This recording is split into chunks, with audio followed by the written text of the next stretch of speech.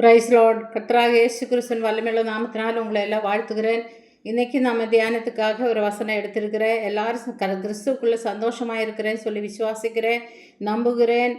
இன்றைக்கி ஒரு வசனம் நம்ம தியானிக்க போகிறோம். ஒன்று பேதுரு 1:17 அன்றியும் பட்சபாதம் இல்லாமல் அவனவனுடைய கிரியைகளின்படி நியாயம் தீர்க்கிறவரே, நீங்கள் பிதாவாக தொழுது கொண்டு வருகிறபடியால் இங்கே பரதேசியாய் சஞ்சரிக்கும் அளவும் பயத்துடனே நடந்து கொள்ளுங்கள். அதாவது பட்சபாதம் இல்லாமல் அவனவன் கிரியைகளில் கிரியைகளின்படி நியாயம் தீர்க்கிறவரே, நாம பிதாவாக தொழுது கொண்டு வருகிறபடியால் இங்கே பரதேசியாய் சஞ்சரிக்கும் அளவும் பயத்துடனே நடந்து கொள்ளுங்கன்னு சொல்லி இந்த வசனம் சொல்லப்படுகிறது.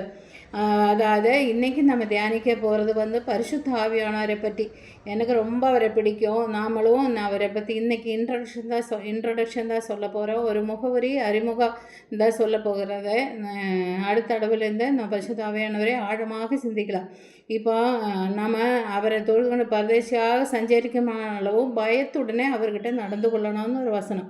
அதுக்கப்புறம் நம்ம பிதாவாக இருக்கிற தேவன் பூமியை உருவாக்குன சிருஷ்டித்த நாளில் ஆதாமை ஏவாளை சிருஷ்டித்த நாள் முதல் கொண்டு அவங்க பாவம் செய்த நிமித்தமாக மரணம் உள்ளே பிரவேசித்தது. பாவத்தின் சம்பளமான மரணத்தை ஒவ்வொருத்தரும் நம்ம பார்க்கணும். அவங்க பரம்பரையாக வந்திருக்கிற நாம் பாவத்தின் சம்பளமாக இருக்கிற மரணத்தை நாம் சந்திச்சே ஆக வேண்டும்.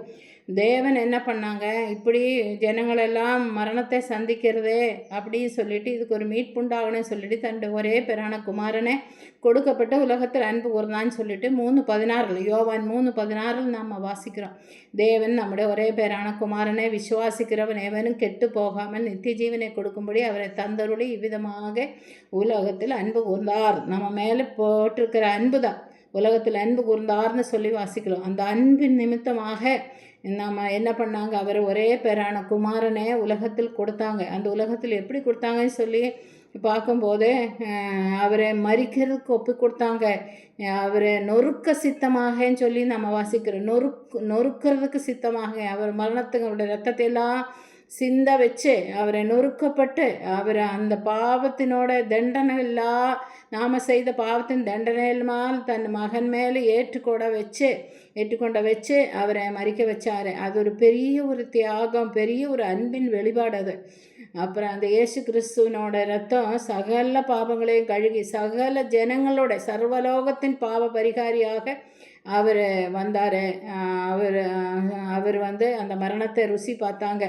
அந்த 1 கொரிந்தர் 6:20 கெரேங்கட்டி உங்களெல்லாம் மீட்டு கொண்டாங்க சொல்லி கெரேத்துக்கு கொல்லப்பட்டீர். நாம் எல்லாம் கெரேத்துக்கு கொல்லப்பட்டு இந்த உலகத்துக்கும் மாம்சத்துக்கும் பிசாசின் பிள்ளைகளாக இருந்த நம்மளை கெரேங்கட்டி தேவ பிள்ளைகளாக அவர் நாமத்தின் மேல் விசுவாசம் உள்ளவர்களாக அத்தனை பேர்களும் பிள்ளைகளாகும்படி அதிகாரம் கொடுத்தேன்னு சொல்லி வசனம் இருக்குது.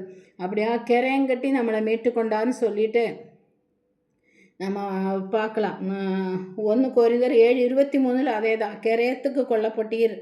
1 கொரிந்தர் 6:20 ரெண்டும் அதே வசனம் தான். கெரேத்துக்கு நீங்கள் கொல்லப்பட்டீங்கன்னு சொல்லி சொல்லப்படுகிறது. அதுக்கப்புறமெல்லாம்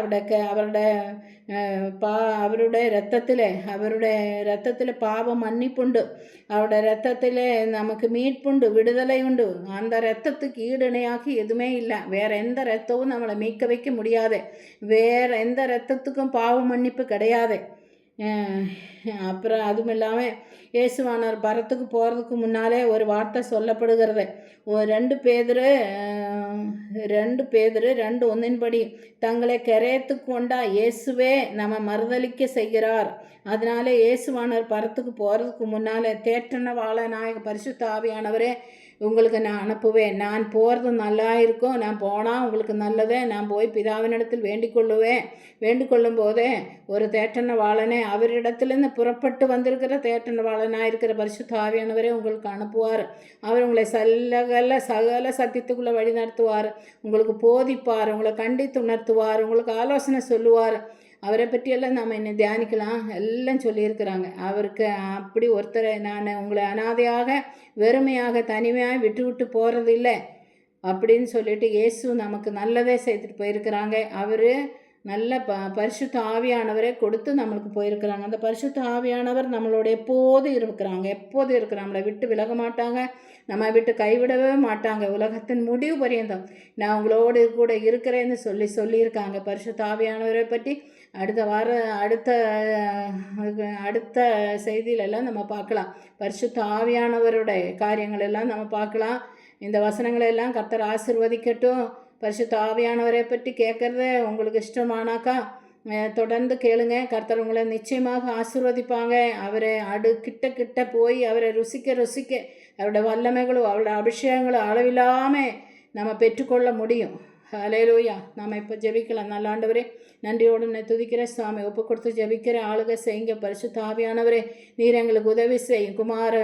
பிதா குமார பரிசுத்த ஆவியானவர் அப்பா, எங்களுக்கு இந்த உதவி செய்ய முடியாது செவியல்ல புரிஞ்சு கொள்ளவும் அறிஞ்சு கொள்ளவும் ஆண்டவரே, எங்கள் உள் கண்ணுகள் திறந்து கொடுக்கவும், எங்கள் காதுகள் திறந்து கொடுக்கவும், எங்கள் இருதயத்தில் திறந்து கொடுக்கவும் உதவி செய்ய முடியாது செவிக்கிறப்பா.